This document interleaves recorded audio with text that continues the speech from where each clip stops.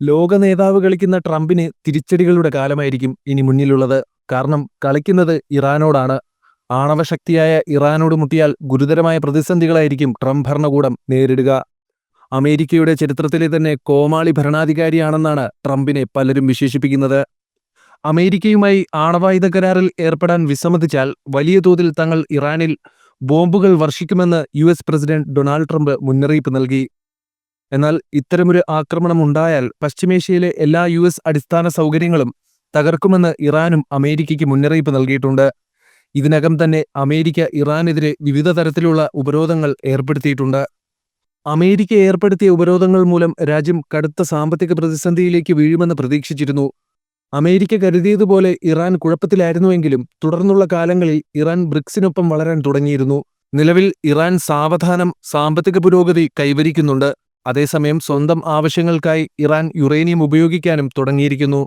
ആണവ റിയാക്ടറുകളിൽ വൈദ്യുതി ഉൽപ്പാദിപ്പിക്കുന്നതിനായിട്ടാണ് Iran uranium ഉപയോഗപ്പെടുത്തുന്നത്.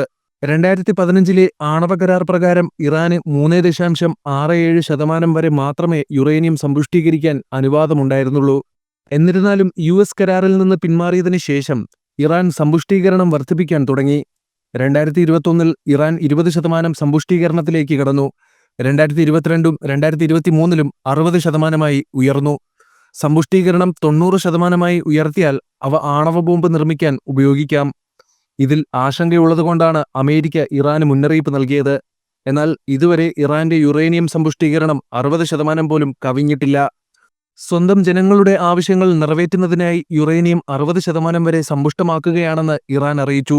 ഇത് അംഗീകരിക്കാത്ത ട്രംപ് അമേരിക്കയുമായി ഉടൻ തന്നെ ഒരു ആണവായുധ കരാറിൽ ചേരുന്നതിലൂടെ സമ്പുഷ്ടീകരണം കുറയ്ക്കണമെന്ന് വാശി പിടിക്കുകയാണ്. ഇറാൻ അങ്ങനെ ചെയ്തില്ലെങ്കിൽ മുമ്പൊരിക്കലും ഉണ്ടായിട്ടില്ലാത്ത അളവിൽ രാജ്യത്ത് ബോംബിടുമെന്ന് ട്രംപ് മുന്നറിയിപ്പ് നൽകിയിട്ടുണ്ട്. ഇതിനെതിരെ ഇറാന്റെ പരമോന്നത നേതാവ് പ്രതിഷേധിക്കുകയുണ്ടായി.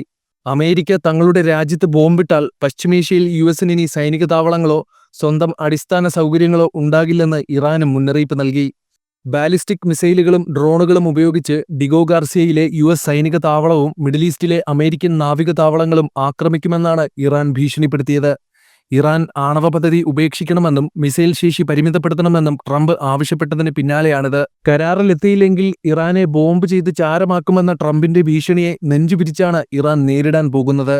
അമേരിക്കൻ ധാർഷ്ട്യം ഇല്ലാതാക്കുമെന്നും ശത്രുതാപരമായ നടപടികൾക്കെതിരെ പ്രതികാരം ചെയ്യുമെന്നും പറഞ്ഞ് ഇറാൻ സൈന്യം USനെ വെല്ലുവിളിക്കുന്നു. ഇറാന്റെ കൈവശം രഹസ്യായുധമുണ്ടെന്ന് പാശ്ചാത്യ മാധ്യമങ്ങൾ സംശയിക്കുന്നുണ്ട്. ആർക്കും മനസ്സിലാക്കാൻ കഴിയാത്ത ആ രഹസ്യായുധങ്ങളാണ് ഇറാന്റെ ആത്മവിശ്വാസം വർദ്ധിപ്പിക്കുന്നത്.